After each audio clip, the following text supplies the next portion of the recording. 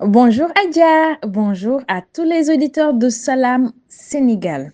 Comme vous le savez, les autorités ont procédé au lancement de la gestion budgétaire 2025 et on en parle dans les échos de l'écho. Des réformes dans le Code général des douanes et le Code général des impôts sont envisagées et évidemment, la finalité, c'est d'agrandir l'assiette fiscale et l'assiette douanière. Cependant, la question que l'on se pose est comment les autorités peuvent-elles procéder, sachant que nous sommes dans un pays où souvent le paiement de l'impôt est perçu comme une charge supplémentaire. Mohamed Dieye, juriste fiscaliste, expert fiscal agréé, membre de l'Ordre national des experts du Sénégal, avec une trentaine d'années d'expérience, propose des solutions.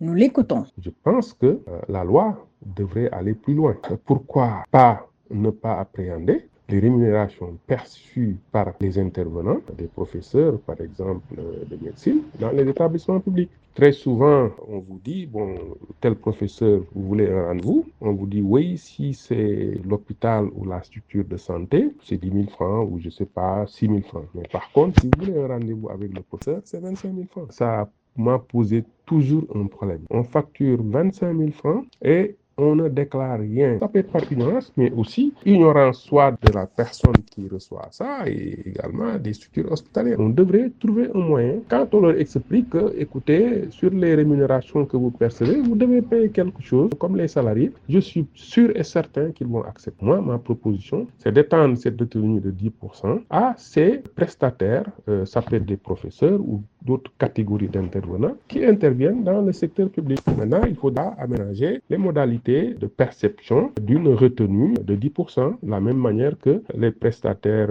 médicaux qui interviennent dans les structures privées. Sur un aspect qui me paraît extrêmement important, c'est le foncier. Quelque chose devait être fait. Qu'on ait un boom important depuis des années dans notre pays, mais du point de vue fiscal, le rapport entre les revenus fonciers et les prélèvements fiscaux sur ces revenus, mais c'est vraiment limite parce que le système est complexe. Il faudrait arriver à instituer un système souple, non déclaratif. Imaginez qu'on dise que chaque propriétaire qui loue sa maison paye un mois de loyer au fisc, au trésor, et ça va représenter l'ensemble des impôts et taxes sur ses revenus et sur sa propriété. Donc, contribution foncière des propriétés bâties, impôt sur le revenu dans la catégorie des revenus fonciers et tous les autres impôts et taxes donc, qui frappent le foncier. 11 mois de loyer pour le propriétaire, 12e mois pour le trésor. Et qu'on organise un système de recouvrement élargi sur tout le territoire,